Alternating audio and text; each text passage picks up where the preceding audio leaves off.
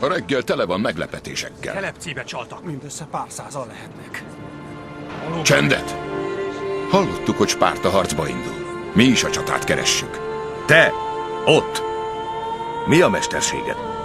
Fazekos vagyok, uram. Hát neked? Mi a mesterséged? Szobrász, uram. Szobrász. És neked? Épp arról reppelek, hogy egy gyilkos vagyok, ez egy teljesen kitalált sztori. Spártaiak! Mi a mesterségetek?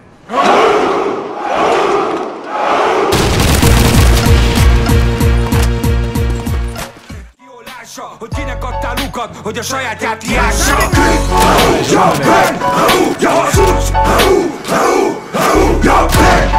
Menekülsz! Halott vagy!